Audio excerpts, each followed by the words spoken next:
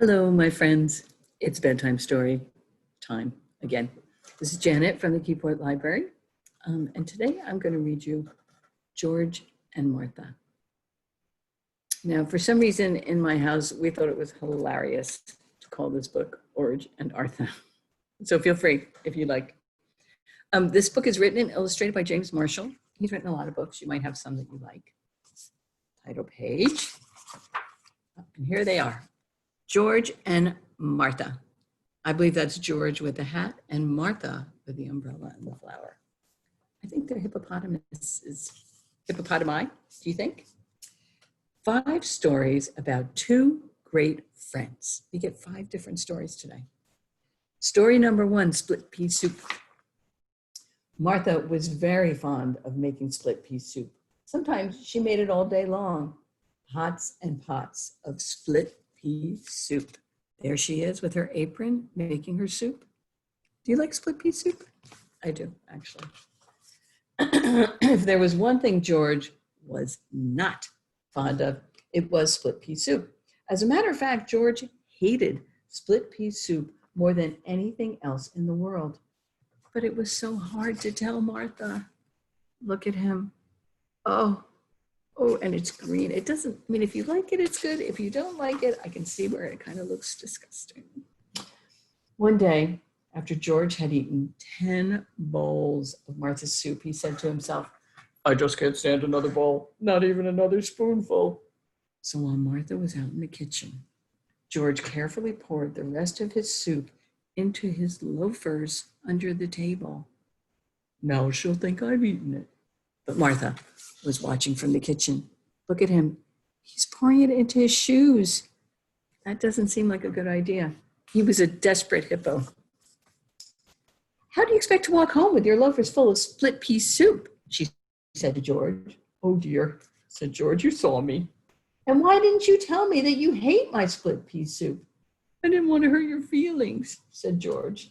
That's silly, said Martha. Friends should always tell each other the truth. As a matter of fact, I don't like split pea soup very much myself. I only like to make it. From now on, you'll never have to eat that awful soup again. What a relief, George sighed. Would you like some chocolate chip cookies instead? Said Martha. Oh, that would be lovely, said George. Then you shall have them, said her friend. Look at them. Oh, they're enjoying their chocolate chip cookies and maybe some tea or coffee. That's the end of story number 1. Story number 2, the flying machine. I'm going to be the first of my species to fly, said George. Then why aren't you flying? Asked Martha. It seems to me that you are still on the ground. You're right, said George. I don't seem to be going anywhere at all. Maybe the basket's too heavy, said Martha. There he is. He's not going anywhere. Maybe the basket is too heavy. Yes, said George. I think you're right again. Maybe if I climb out, the basket will be lighter. What do you think, guys? Is this going to work out? Maybe. Oh, dear, cried George. Now what have I done? There goes my flying machine. That's all right, said Martha. I'd rather have you down here with me. Bye-bye, balloon. Story number 3, the tub. George was fond of peeking in windows. I would be a little afraid to see a hippo in my window. I don't know about you guys. One day, George peeked in on Martha. She's taking a bath. I don't think you should peek on people taking a bath. He never did that again. We are friends, said Martha, but there is such a thing as privacy.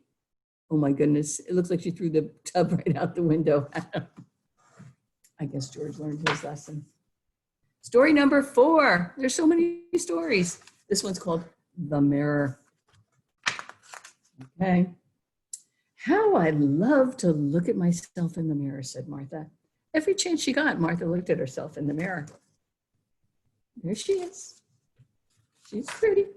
Sometimes Martha even woke up during the night to look at herself.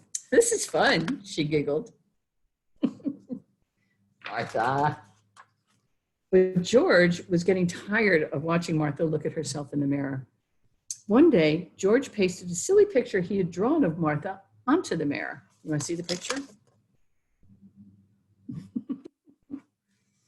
What a scare it gave Martha. "Oh dear," she cried, "what has happened to me?" "That's what happens when you look at yourself too much in the mirror," said George. "Then I won't ever do it again," said Martha. And she didn't. The last story, story number 5, you guys. The tooth. One day when George was skating to Martha's house, he tripped and fell, and he broke off his right front tooth, his favorite tooth too. Oh boy, there, look at, he's all the way up in the air. Smash. Oh, look, he was bringing her flowers. He is such a gentleman. Well done, George. Anyway, when he got to Martha, George cried his eyes out. "Oh, dear me," he cried. "I look so funny without my favorite tooth." "There, there," said Martha. "Oh, I don't think he looks funny," but he feels that way, right? So what are you going to do? The next day, George went to the dentist. The dentist replaced George's missing tooth with a lovely gold one. Look at that. Mm-hmm. When Martha saw George's lovely new golden tooth, she was very happy.